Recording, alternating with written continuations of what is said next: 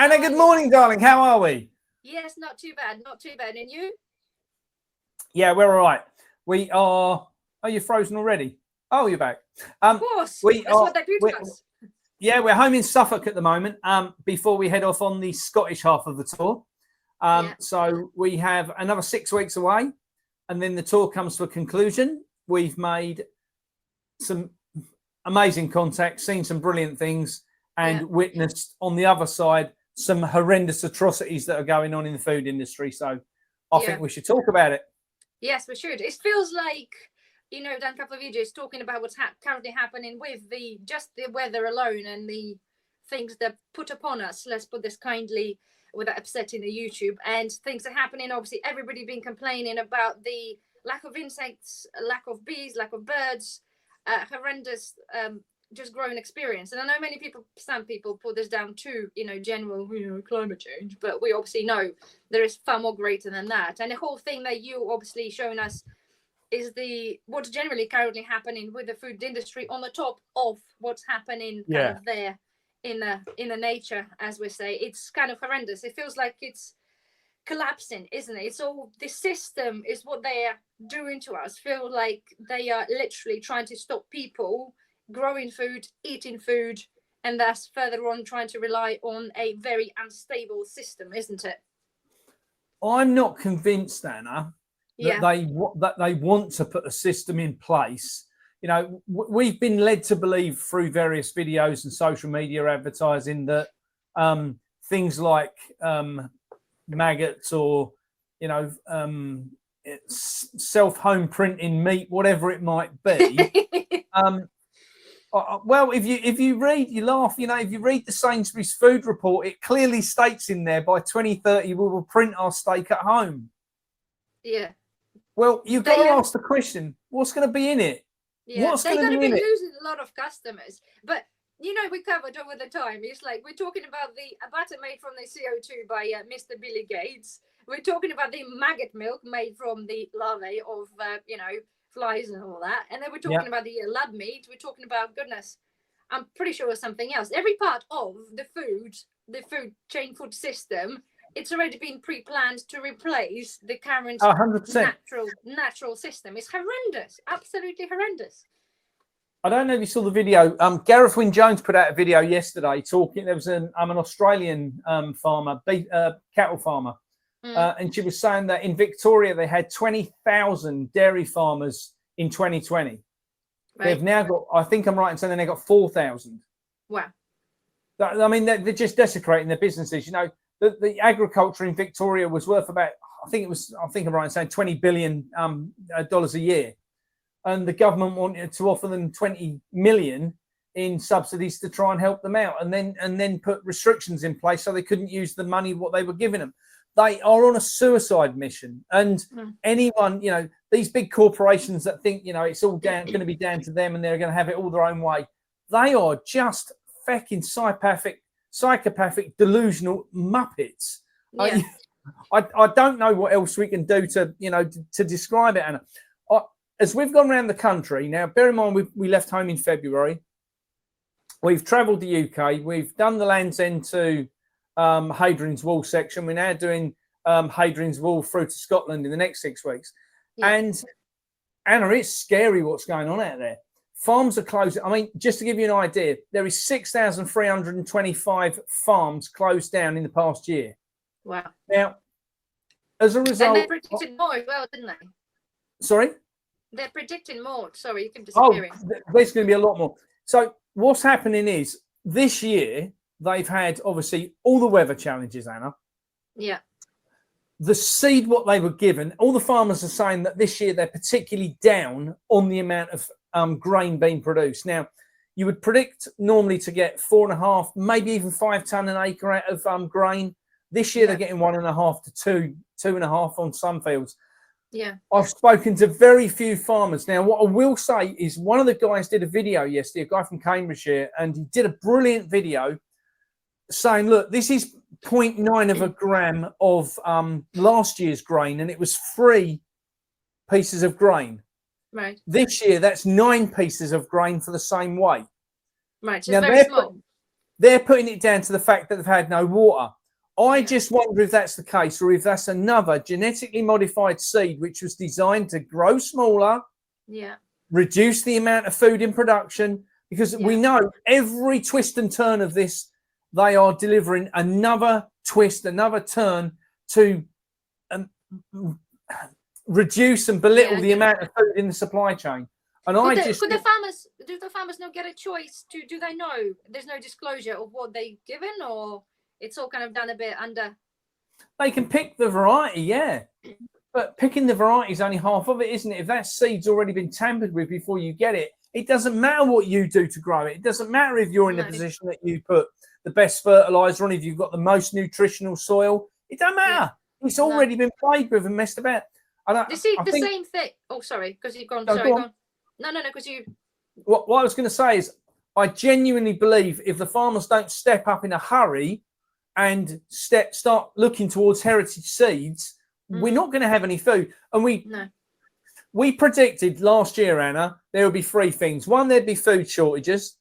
Two, that would be caused by the fact that the amount of food being produced is less. Well, they've achieved that by not letting them have any water and not allowing them to have good seed. They've reduced the amount of grain and things being produced by 50%. Now, take that to the next thing. I also predicted that this winter we would lose all of our animals. What's already in place? Blue tongue restrictions are already in place. That farmers can now not move cattle from farm to farm, can't move them to auction. They're getting ready for what's coming next. And they're saying, oh, there's this big pandemic. No, BS. There's no big pandemic coming. Pandemic, not pandemic. There is no big pandemic on this. What the farmers have got to do is just say, we're not accepting this. It's a flawed system. I don't know if you saw the white paper what came out the other day, which Roger Meacock, one of the holistic vets, had done. It was sent to the one of the medical boards. If you haven't seen it, I'll forward you it. Okay. It's a bit of a read, I have to say. However, it clearly states that PCR is not a reliable test for testing for blue tongue, not testing for bird flu, not testing for TB or anything else. It clearly states it's not fit for purpose. Yet here we are with DEFRA, our benevolent government department that is just about to start slaughtering animals as a direct result of this testing system. Now, the problem is, Anna, if we reduce the amount of meat in the country by 50%, which they want to do by 2030, they've already said, and it's not about 50%, they're going to reduce it to zero. That's going to go to zero, I'm sure of that, by 2030. The problem is, at that point, when all these nutters have gone and they're all dead and buried and out of the way, then what? Where do we get the stock from to put the animals back on the planet? There is going to be far too much damage done. If we don't sort this out in the next few months, there is not going to be the supply of animals to breed from. And I know we covered this slightly in the last meeting now. In the last 2 years, all of the main stock, they forced the price of cattle up. Meat's worth a fortune at the minute, not to benefit the farmers, to get them to sell it.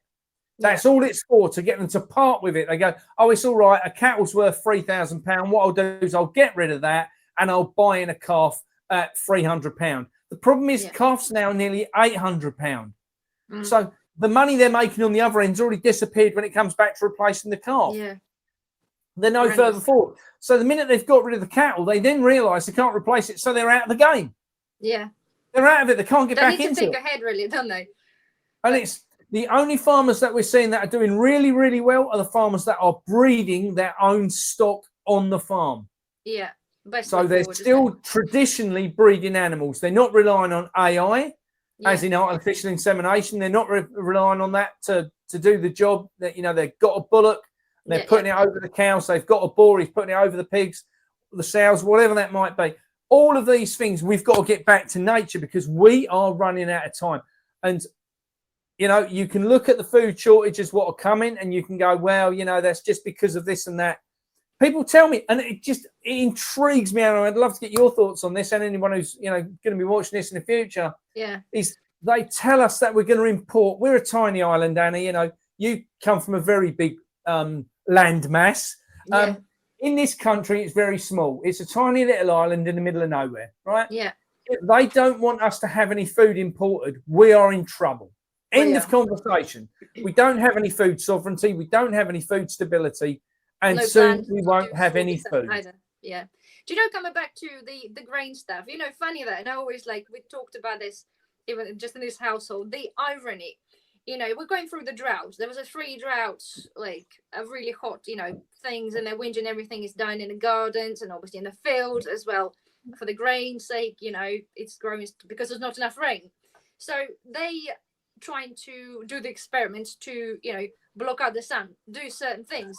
They know, and I've done this in the whole video for the weather modifications, that the countries that openly admitting to doing this and what they're creating, and a lot of it is to create rain. For goodness, not being funny, but for, if they're whinging, oh my God, it's going to be such a bad crop thing. This is the government, you know, the powers of be. But they can create rain from the cloud seeding. So why not do it then? If you really want to help or get the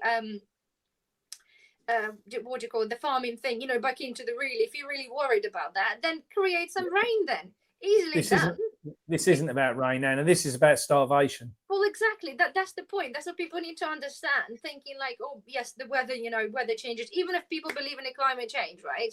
If they think this is the reason why we have a drought, see, if it's not man-made, fine. Climate change, dry, but they can also at the same time produce things to help eliminate the issue for the growing.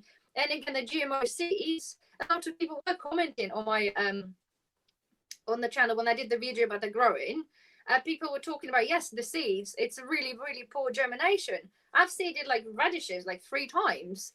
It's things that really, whether even if they tell you they are heritage seeds, do you know what? Can't really trust anything anymore. And as I said, I had over 100,000 views on those videos, and a lot of people are saying that the seeds are just not the same.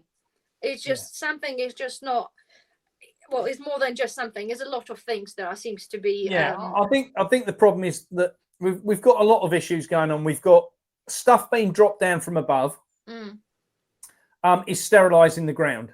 Yeah, that's a massive thing. And it, you know, I have said, you know, in the past, if you've got really, really good quality organic soil, not organic as in no chemicals in it, organic as in the amount of organic matter what's in it.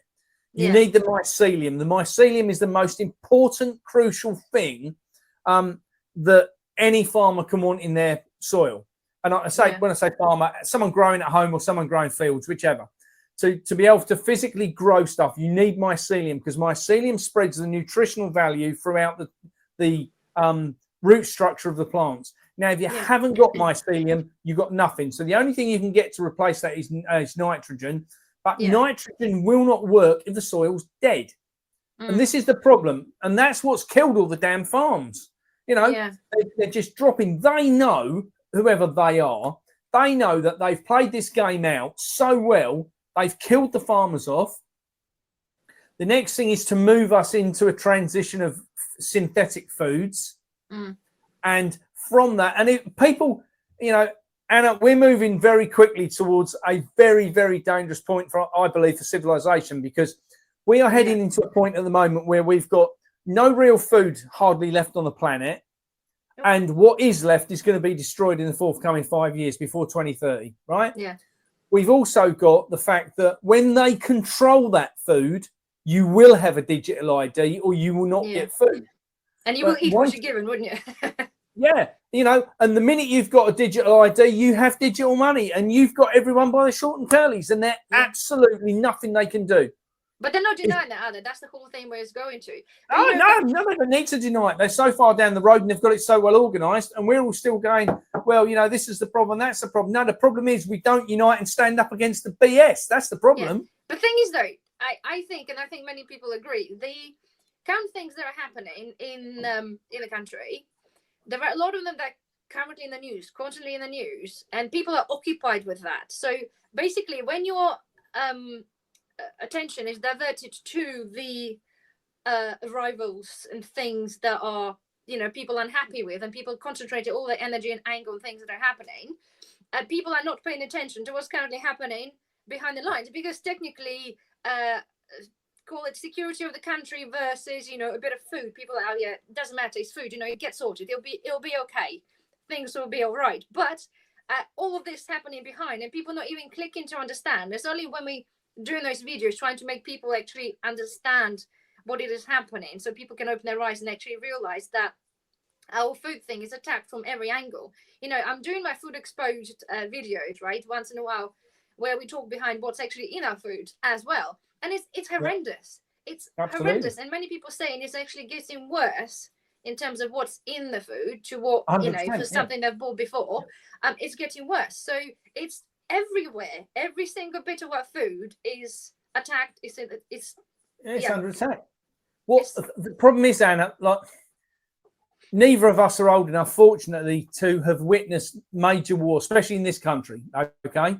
Now, the problem is we are at war, and the public don't realise it because there's no bombs falling down. And what's actually going on is that the WEF have got a complete agenda in place to eradicate a vast percentage of the population of this planet. Yeah. And this isn't the first time they've done this. But it's also, it's not a hidden thing. That's the whole thing. It's there. Like with all their, after they do their, you know, meetings or whatever, it's all published. So they're bluntly discussing, like, what we're talking about, the reducing the number of, you know. 90% of the population's got to go. And it's there in black and white. Yet it's not, you know, even media's not going, oh my goodness, have you seen, you know, all the media is interested in say, oh yeah, we did the poll now. We just say how often you should change your bedding and that sort of thing, or something else, just random utter nonsense. Rather than say, oh, by the way, have anybody seen a report from WEF saying that all of you are actually unwanted? It's madness. You know, it's proof they're just planted to talk about their agenda of stupid things, changing beddings or something else. The dumbest titles that gets there for daily feed. No wonder population is getting dumber, because they just get fed just nonsense. It's no longer news. It's just random attack, isn't it?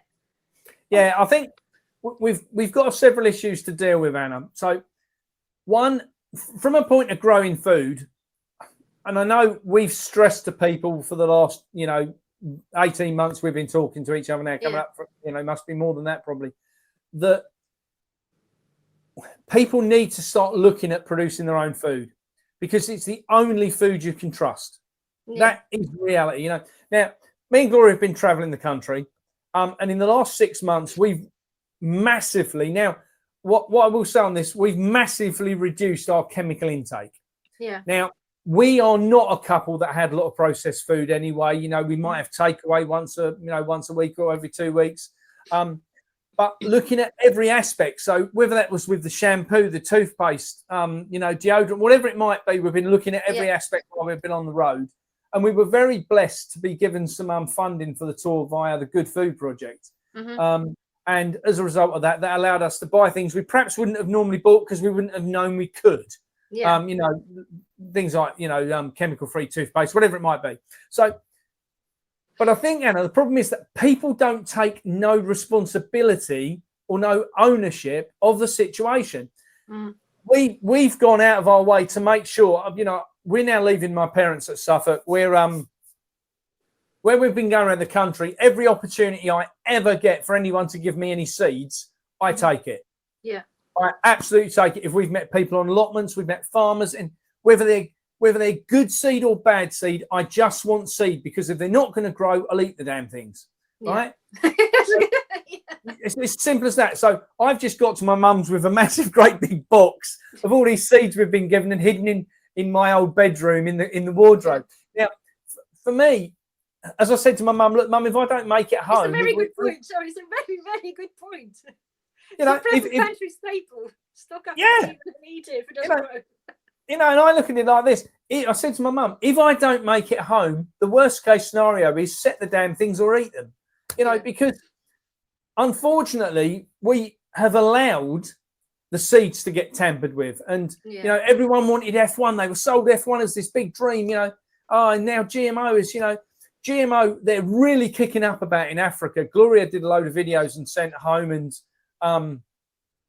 talking about the GMO side and, what that involves, actually genetically modifying food seeds. And Yeah. people go, Horrendous. well, yeah, but what does that really mean? Because they don't have a clue. You know, Mm. we went from heritage seeds to hybrid seeds. Your F1s are hybrids. They've, you know, and Anna, and I have to, you know, say on this, and I don't have said in the past, when I was a kid at 16, 17, I actually worked on a project for a company called International Seed Producers. And I worked on massive fields of rapeseed, and my job was to walk through the field when they got up to about 4 foot high and take out all the tall seed. So all the tall plants, pull them out and lose them. So the idea was that you end up with a uniform crop. Well, that is F1. That's what they've done. They've manipulated and modified the seed, taken away all the tall ones, the short ones, the fat ones, the thin ones, and ended up with a crop. That's not so much an issue, right? But when you start genetically modifying the seed, and you produce a seed like now, I went to see a friend the other day, said, look at these sunflowers. The sunflowers no longer even have seeds in them. When we were kids, granddad used to grow sunflowers this big, they were the size of dinner plates, tens of fucking thousands of seeds all in them, and you would let them dry out and you'd peel them all out, and one sunflower would give you enough to plant your whole allotment. Now, the sunflowers don't even have any seeds in them, so people think, oh, we're growing sunflowers on the farms now as bird food for the winter, and when you actually go into the damn things, they've got no heads in them anyway. They've genetically modified even the sunflowers. Some because I've got them, they've still got seeds. They definitely Now, what I'm saying is the ones they're selling in the supermarkets, what they're growing these massive fields of, are no longer proper sunflowers. They're more like a big daisy, so they've got no seed in them. So, but people haven't noticed. You know, I was watching a program the other day. There was a video I got sent, and someone said to me, Mark, this is really scary. And it was talking about how we've gone from seedless grapes in the 80s, thinking it was an amazing thing not to have to spit the pits out, now to the fact that we've got seedless melons, seedless apples, seedless satsumas, seedless bananas, seedless oranges. Well, that's lovely. Where is the food going to come from, Anna, in the future? I know. That's the bit what worries me. And now, but you know, Mark, hold on, just quickly, just hold that thought for a second. You know, when they say they bringing in the F1 and hybrids, obviously, but like I must have resorted to using some of the F1 seeds because some of them are a little bit more mildew resistant or something else. The point is, I think, and why people are looking at it as a-okay thing to do, because if for the past couple of years your garden's been failing because of, you know, the nature and things that are happening up there, it leaves people no choice. You either have no crop at all, or you try and then go and grow F1 to see whether you at least produce some of the food. It's kind of a vicious circle, isn't it, for people that you've got to resort to it. And I think with the GMOs as well, if we continue to have this sort of weather patterns and, you know, this sort of thing, people will resort to that more and more, wouldn't they? Yeah, but I think what the challenge here is, Anna, is we've accepted the fact the seed's messed up. And people still haven't done anything about it. We've accepted the ground's messed up because what's coming down from above, and people are still not doing anything about it. The water's messed up. We're still not doing anything about it. If people don't, and I hate to say this, but if people don't rise up, however that needs to look, whether that's writing to their MP, you know, writing to people like the seed companies and saying that this isn't acceptable, we don't want to buy your crap anymore. If you're not going to produce something good for us, don't bother. So the problem is that a lot of these seed companies now are under the ownership of people like Bill Gates, George Soros, the Gates Foundation, the Obama Foundation, all these different organizations that have bought the seed up. And they only need to mess us up for 3 or 4 years.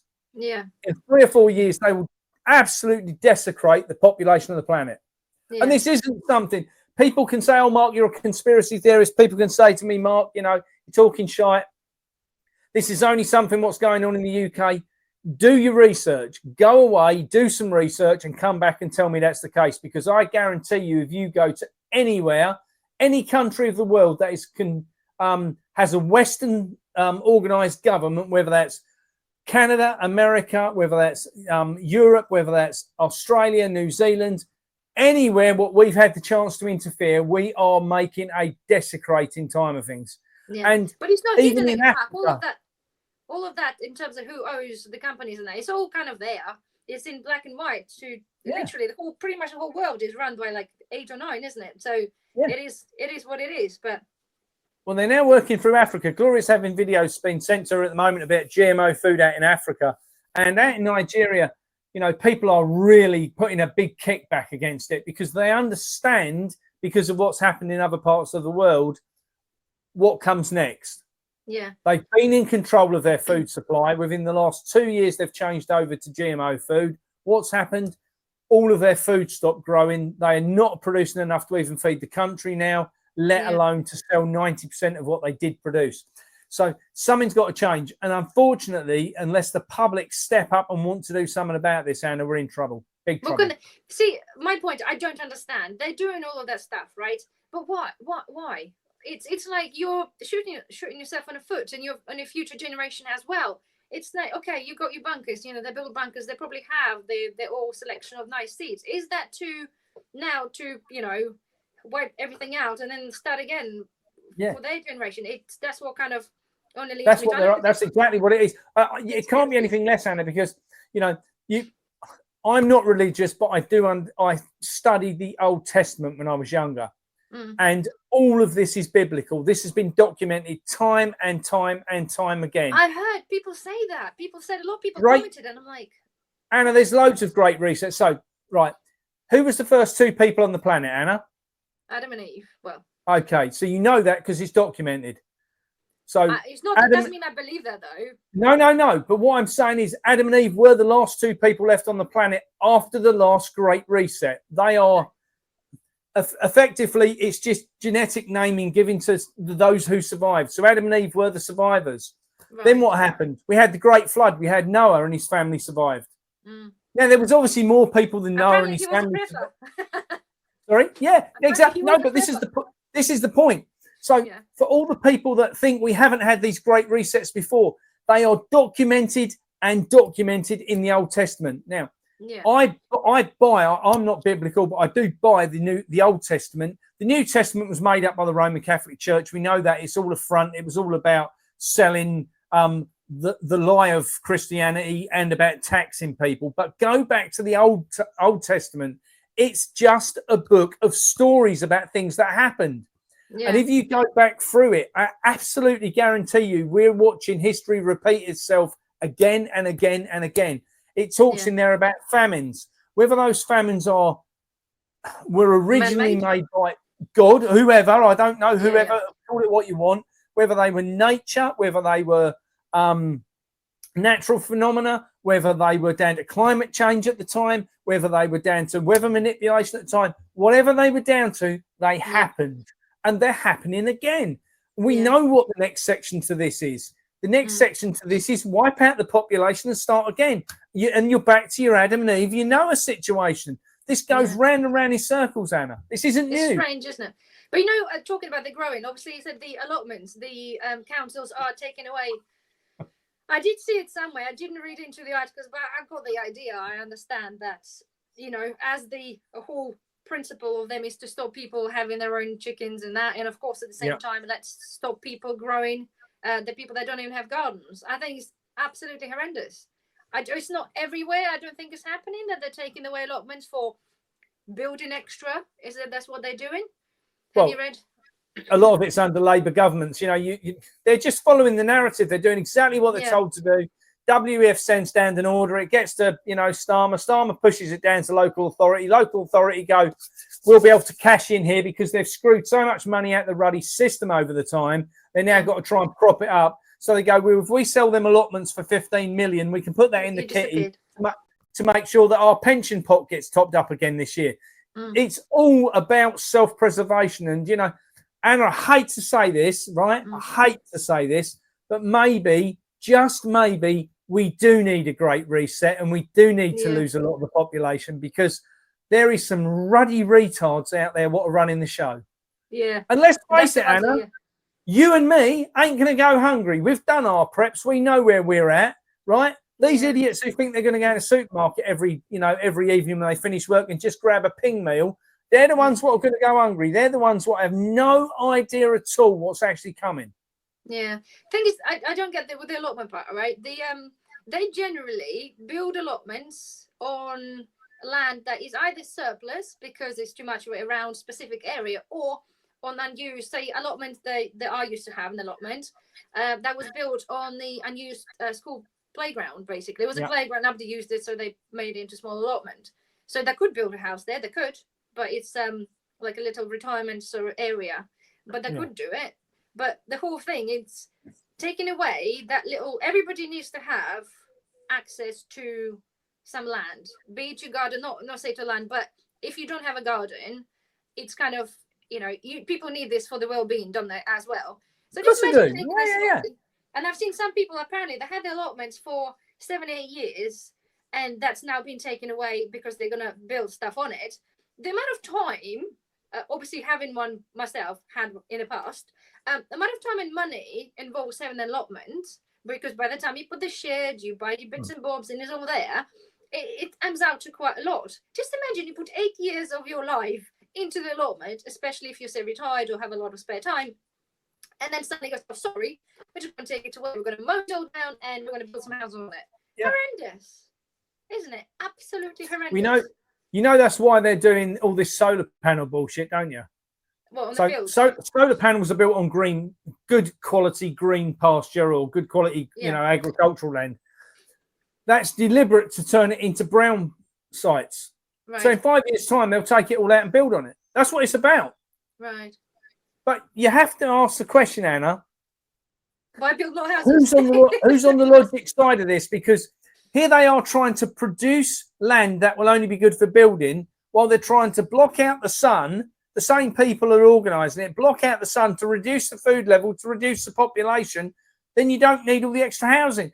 At what point, just what point, does the logic step into this and someone says, it don't make any sense? No. And the amount of solar panels to put in there just to for them not to get much sun. I know the experiment of blocking the sun is just experiment, but it's costing over the 4 years 800 million pounds. Who said it's an experiment? It is an experiment, but the whole thing, right? I've done a lot of research into that. The 4 or 3 types of the thing they're going to be using, like a cloud brightening, marine seeding, whatever. Anyway, there's 3 types. They're exactly 3 types. They're already been tested by Mr. Billy Goat a couple of years ago, and they stopped it because it was deemed, first, so some of them were deemed that they didn't achieve what needed to be to achieve. And the second reason was that they found that altering too much of that will affect all of the weather patterns across the world. So this is why they stopped it there. And now we're doing exactly the same 3 experiments for 800 million to prove what point? And I talked about this on the media. I don't understand. Been there, done that, doesn't work. Oh, let's just do it anyway. Let's just do it in this country, see if that's going to be any different. Yeah. Again, you say the sense. It makes no sense. It's Anna, in the 2 years we've been... nearly 18 months, 2 years we've been chatting. Have you ever seen anything we've had the opportunity to talk about was made any sense? No, it doesn't. No. Let's be honest. Oh, but at least, hopefully, the whole idea is to get some thought-provoking for people to think about certain things, to maybe understand a little bit better, you know, to the extent how horrendous the whole situation is of everything. Everything is linked together in one way or the other, but just in some instance we're not able to put this together. And I always say to you, I'm trying to work out the links between certain things to see how does they go together, because I do, just not necessarily going to figure this out. But you know, it's not always possible, clearly. No, and I don't think a lot of it will ever make any sense. We've been so gaslighted on certain issues. You know, we've got farmers are up against it that fertilizer's gone from, you know, £70 a bag a few years ago to £700 a bag. We've got seed prices rocketing through the roof. We're at Anna, this year, not only have the farmers had to deal with the fact that yields are low. Now, in any traditional business, and I mean any traditional business, if there is no supply, it forces the demand price up. Yeah. Right? End of conversation. Yeah. So how can we be in the middle of the harvest? We've got low yields, and here we are with prices being less than they were in 1972. Yeah, I don't know.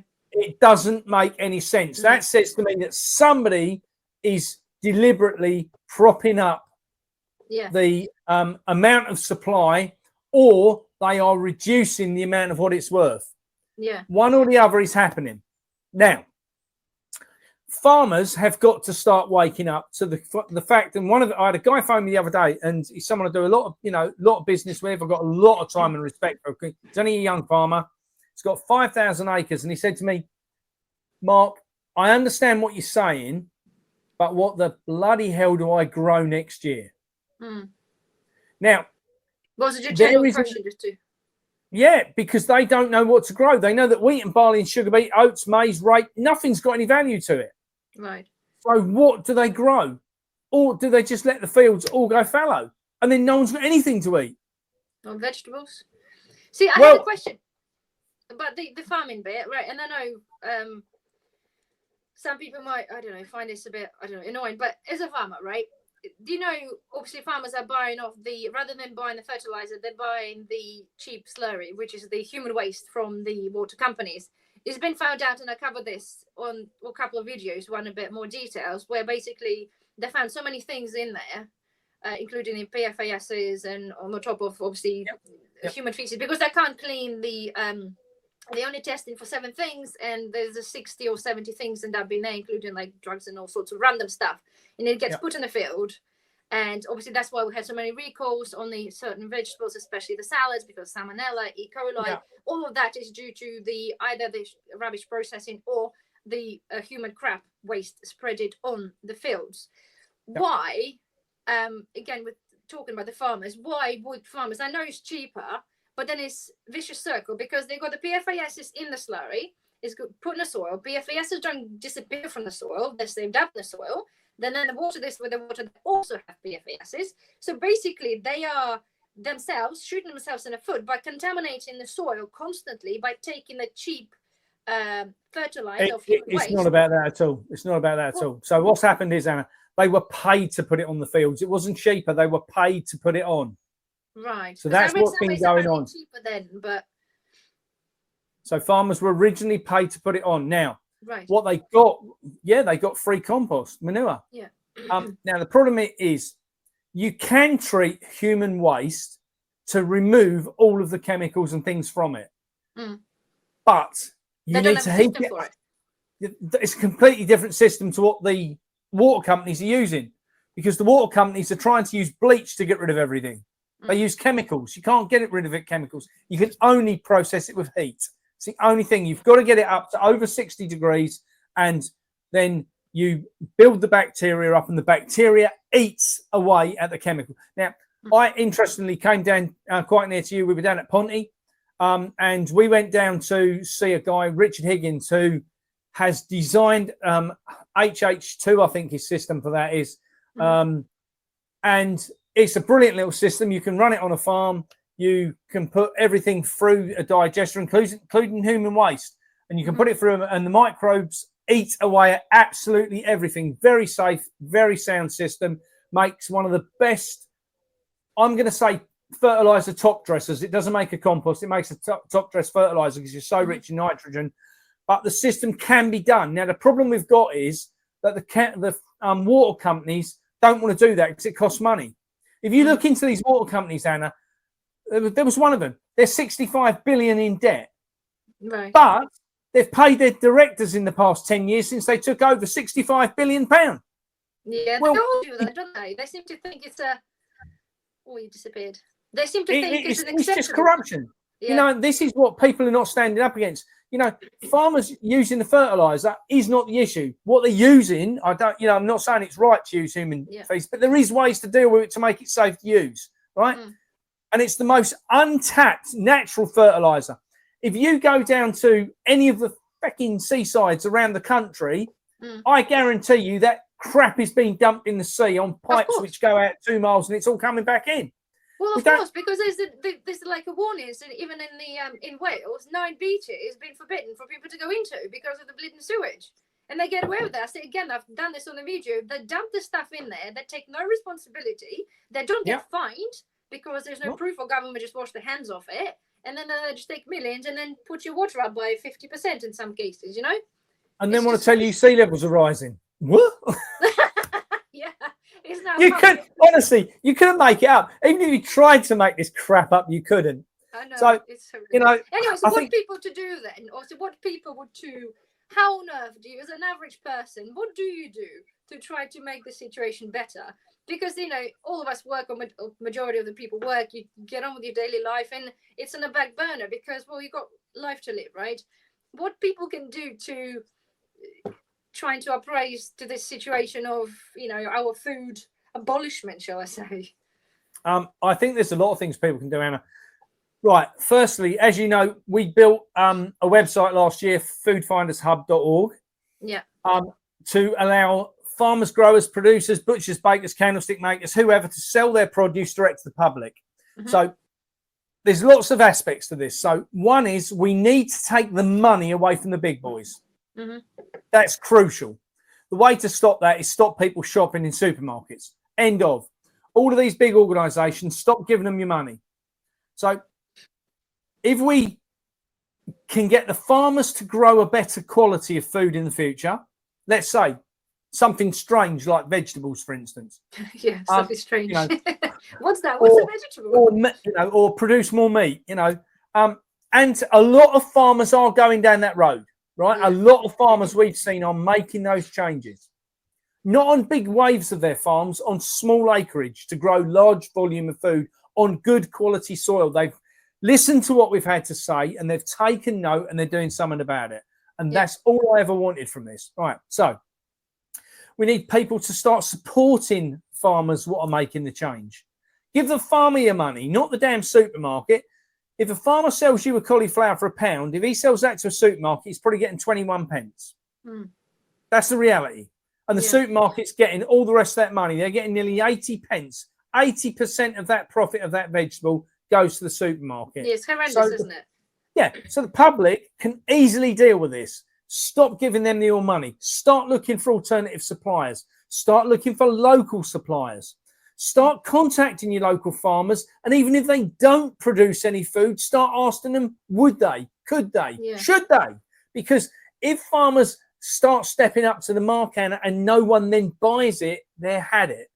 Yeah. Farmers want to transition. Most of the farmers we speak to want to transition across to growing better quality food. We need to support them in that. Now, what I will say in that is I think we need groups of people to come together to start looking at how we process food. Because if a farmer grows grain, let's say wheat, for instance, what can we do with wheat? Well, really, nothing. What can we do with what comes from wheat? Flour. Well, then you can start making things, whether that's pastries, pastas, whatever it might be. Dairy. All the dairy, what's going off a farm. Farmers are getting about 30 pence a litre, thereabouts, for milk leaving it. It's worth £2.50 a litre at the farm gate. Yeah. See, farmers have to accept the responsibility for what they've allowed to happen to them. Mm-hmm. And the public need to support the farmers in the change. Yeah. If we do both of those, as well as growing as much as we can at home. Anna, you know yourself, you don't need a big garden to grow food. No. I'm not saying that everybody's going to be able to grow enough to live on, but if people just start taking a bit of ownership and growing a small amount even, they'll then start to question the rest of the crap they're buying from the supermarket. Yeah. Classic example. Gloria went into Sainsbury's yesterday. We needed some nuts, and we've been to 3 or 4 health food sites, and they hadn't got any. No one's nuts seem to be very hard to get hold of at the minute. And she went into Sainsbury's and came out, and she said to me, "Do you know what?" She said, "I've just walked around Sainsbury's, and there's all the aisles. What used to house things like, massive amounts of dried fruit and dried nuts and all that. It's shrinking every time I go in." She said the shelves are shrinking down and down. There's more crisps. There's more sweets. There's more synthetic foods. That's all growing because it's not food. You can't even call it a food. It's insult. Well, exactly. But what the hell are people doing buying it, Anna? Because of advertising. They watch telly. They watch all the shite on TV, and they think, oh, I must get the kids that new. A few years ago, my little one, he'd got into drinking Prime. And I even had a friend who was going out to the States bring me 5 bottles back of 5 flavors we couldn't get in the UK purposely so he'd got it, right? So even I got swept along with, you know, oh, Dad, can you get that? You know, so I wanted, obviously, he's my son. I want to do what's best for him, you know. So, and you know, and then me and him sat down one day and said, mate, I can't buy you any more of that. And he went, all right then. He wasn't worried. It was me who was making a big thing out of me thinking he'd got to have everything he's ever needed in his life, which he gets anyway. But, yeah, and so there has to come a point where responsibility for all this falls on us. It's 100%. But you see, going along with the crisps and abilities, again, I've mentioned this in one of the videos. The fact is that the healthy aisles of, like you say, that shrinking, the generally what you call food, like fresh food produce, is shrinking. It's and the cost of living shrinking. prices, things are getting like expensive. People can't afford the, you know, basic foods. And yet all of those companies bringing out random coffees, random drinks that are priced horrendously. And it's like, who's going to buy this? Are they going to program people who are dispositioned to buying like a junk food to spend a horrendous amount of money on something because it's new and because it claims to be something? But it's ridiculous. There were some artisan beers, that little tin, like a Coke sized tin, like £4.30. Are you kidding me? I get it. Like artisan breweries, they're normally small. They're a little bit more, you know, kind of a bit out there, different flavors, that sort of thing. But £4.30, and current climate for the past couple of years or longer, where the people struggling to, you know, afford to buy decent food, they have to choose between the food and the heating. And yet these companies are still bringing out the horrendously expensive food and drinks, which I assume people buy. So yes, people do have to take responsibility. When people say we can't eat healthily, I've just done a video yesterday, £60 weekly shop, loads of meat, vegetables. Yes, I grow my own and you have a pantry, but it is kind of possible. To some people it's not, because people don't spend, oh, where's the crisp? We don't really buy crisp occasionally, but pack of like popping crisp stuff, it's like almost £2, and it's like one sitting for some people, if not. Coke, I think, is like horrendous. I think I've seen like a pack of Coke for like £24. It's like £24. This is like, what? I know, and they drink 3 or 4 a day. It's funny because a friend of mine, I bumped into a friend, someone I've known all my life since we were in nappies together, and I bumped into him in the shop the other morning. And I said to him, "Oh, you know, X, you got a nice healthy breakfast there. You've got 2 cans of Red Bull, pack of cigarettes, a vape, and a chocolate bar." And he said, "Oh, that'll keep me going today, right?" So add up what that comes to, and I'm guessing that's 40 quid. Yeah. 40, 50 quid probably. I don't know. Pack of cigarettes is, I don't know, 10, 20 quid. 15, I don't know. 15 quid roughly. 15 quid. No, pack of cigarettes, 2 cans of Red Bull. That's got to be £2.50 a can. A vape was, I guess, another 5. You know, it's 30, 40 quid, whatever it is, right? He goes in every morning and gets that 5 days a week. Yeah. And his wife is posting on social media how she can't afford to feed the children. I know. You can't make it up. And they don't see anything wrong with it, you know? And if people aren't going to take ownership, they deserve all they're getting. That's my opinion. Yeah. People need to think smarter, Yeah, you know, and, you know, we've traveled around the country. We've also been helping to install a lot of electroculture programs this year. That's been one of the great things I've had the pleasure of doing this year. We were down in Somerset only a couple of weeks ago, installing one down there. And the result of the quality of the food that is coming out of these electroculture farms now is mind-blowing. So we've got people that have designed nutrition testers now to be able to test the nutritional value of the food. The size is bigger, the texture is better, the flavour is outstanding, the quality's there. You know, yes, people are making a bit of investment to get it installed, but after that, they understand. You know, we're going on our tour up through Scotland. We're going up to visit a company called Caithness Polytunnels. Right. Now, these guys make polycarbonate tunnels rather than plastic sheeting. So they're polycarbonate, they're hard tunnels. So you can grow in a lot colder temperature, grow in a lot higher temperature. You can grow all year round in these things and easily heat them because the plastic, you know, doesn't, you know, absorb the heat like, you know, like polythene does. These things are just brilliant. And I'm getting really excited about going up to see some of these people because, You know, up in Caithness, the furthest point up near John O'Groats, you know, they're organising a mill, they're organising an abattoir, they're organising themselves. They think they're a standalone country. That's what more people have got to do. If people take ownership, you know, the food supply is shrinking at an unprecedented level. Yeah. And for those who haven't realised that food, what gives you your nutritional value your body requires, that's why the supermarkets are stocking up, Anna, on more crisps, more coffee, more shite, because they know you don't have 2 meals a day.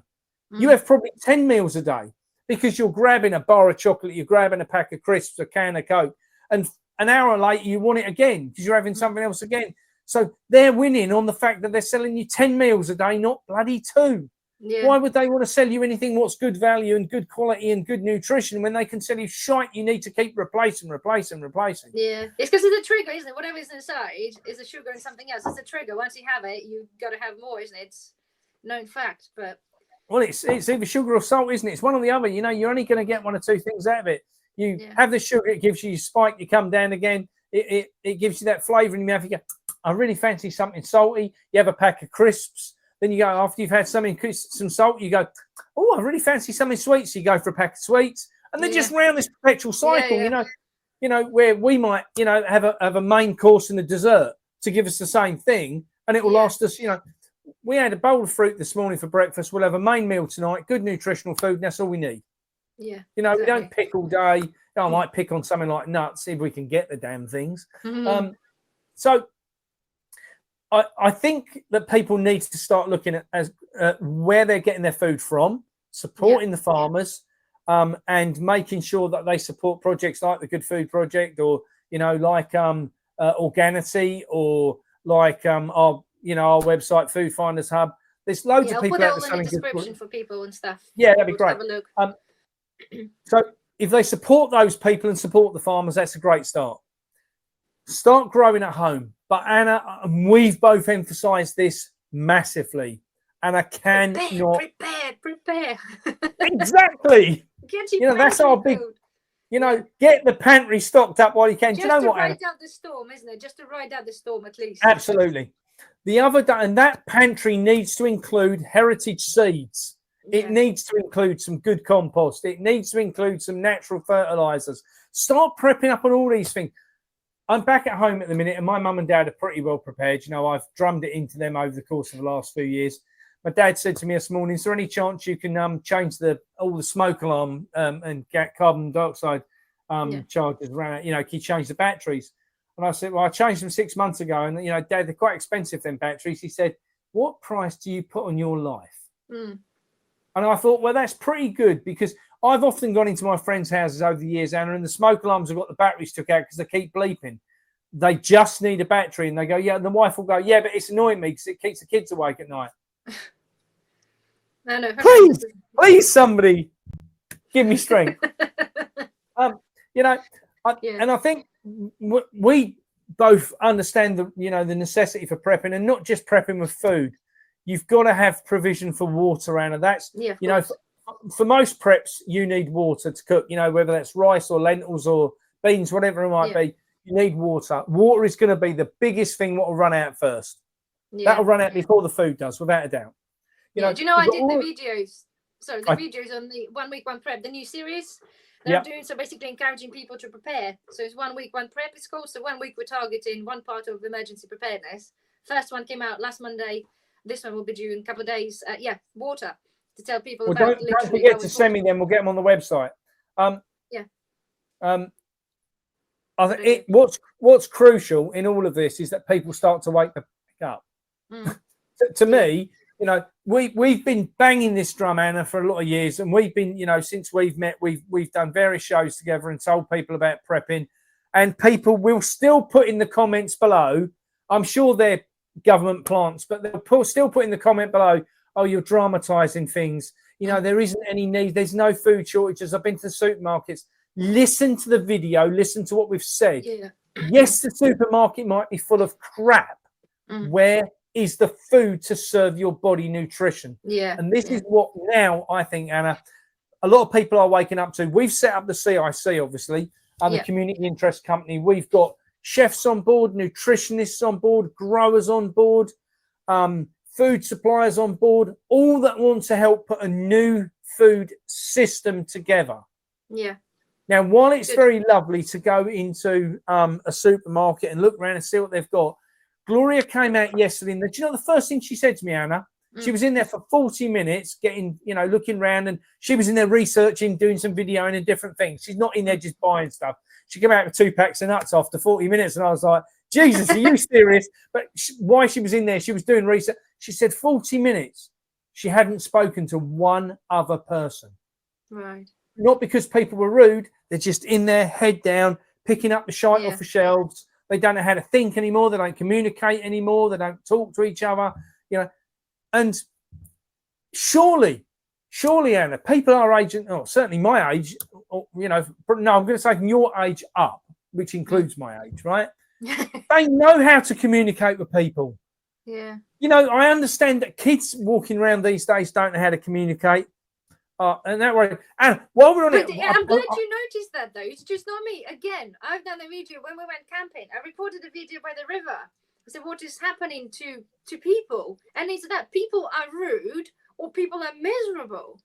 And it is, again, it's very interesting. I just talked about literally what I witnessed, but I'm glad you pointed this out. People are just enclosed, and people reckon it's all since the the 2020s. People got affected mentally. But the point is, you need to snap out of it if possible, because not doing anybody any favors. It doesn't do population any favors if we are constantly miserable. Because as I said then, I'll say now, any act of horrible thing that you do to other person might upset them, upset their day, and potentially trigger them to do something else, because you've no idea what position mentally those people are. A lot of people going through mental health issues, especially since the lockdowns and stuff like that. So you've no idea if you've been an absolute aid to somebody, you might really upset them. They might trigger those people over the edge. People need to understand that. Just try to be a nice person. If I go to the supermarket now, and if obviously do, and somebody next door, a lady behind me queuing with something else, and I might just make a comment about something like, oh, that's gone down in price, or that's gone up in price. Have a little conversation. Some people are, oh, somebody's talking to me. Do you know what I mean? But again, a little step, it might just not say brighten their day, but totally exactly what you're saying. Probably will. One of the videos I watched this morning, which a friend sent me overnight, and she's just taking her kids out of school because she's now starting to look at the whole of the education system and what crap is being taught to kids. And she's got 2 kids. She's taken them out of school, and one of the things which was in the video, and I didn't know about this, and I'll say I've got a 10-year-old. I've not seen him for a few weeks, and I need to just ask him this question at some point. And you might know this, again as a parent. They're teaching kids in class.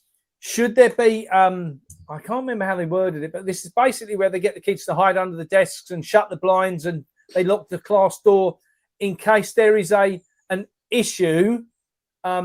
Like a pandemic or anything else, or war breaks out or anything else. They're already programming the kids to be fearful of shite that doesn't need to exist. I mean, Anna, I don't care what anyone's religion is. I don't care what country anyone comes from. I'm married to we're marrying a black Nigerian. This week, 2 of the biggest world leaders in the world met. And there must have been good things come out of that. And I think, if you look at the war which is on the European border, let's say, that is only going to get resolved by one person. And I don't care what anyone's thoughts on Trump's are. He's the only person who's going to bring this to heel, because Europe does not want peace. Europe wants us to be dragged into a full-blown Third World War. So if we're in the position that they're going to drive us into war, I don't want to participate in that, because if we have another war and they drag us right into that, the next war we fight, I don't know if you can see this, but, we're going to be back to these, using bits of bloody flint to cut meat. That's what we're going to end up with. And, if that's what the public wants, to end up with nothing, we were told you'll have nothing and be happy.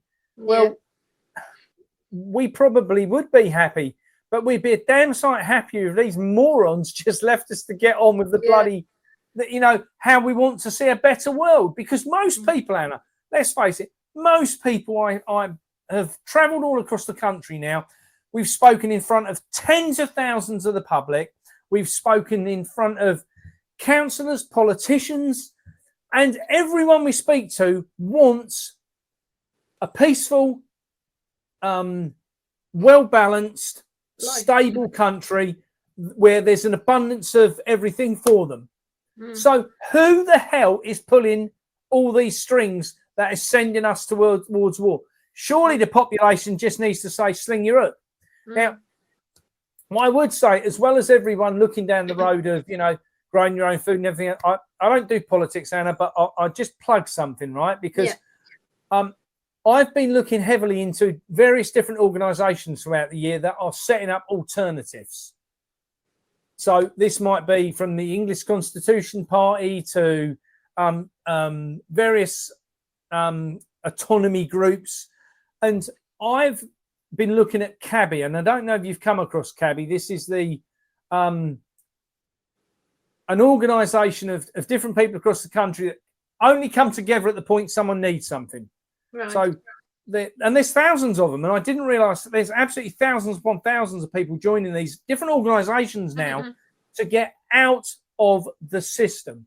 Now, CABI have put together their own agricultural group of people to start bringing together people like me that have got a voice about how the food system needs to change, and they're bringing together growers from organic farms, people that understand good nutrition. Again, just bringing them all together to put together structured systems that will better where we're going. And I'm taking part in that. There's lots of people that are coming together. And people like you, people like me that have got a voice that keep promoting, you know, the necessity for people to stockpile food, grow food, produce food, find food, understand. Anna, one of the things that I would say it's very undervalued, and people want to get on courses on this, is the herbal side of things. Because, you know, we were, I mean, Somerset a few weeks, you know, the other weekends, the lady on the stall next to me, she, you know, I said to her, I said, oh, you know, I've got really bad IBS and I've had it for years. And she said, and she gave me this stuff, and she said, I said, what's in it? She said, herbs. She said, let's just spoonful in with some water. She said, you know, half an hour before you eat and you won't have IBS anymore. And I'll tell you what, Anna, it's cured it instantly. And I, you know, and I'm not, some people say, oh yeah, my IBS comes from processed food. I don't eat none of that crap. I only eat good quality food.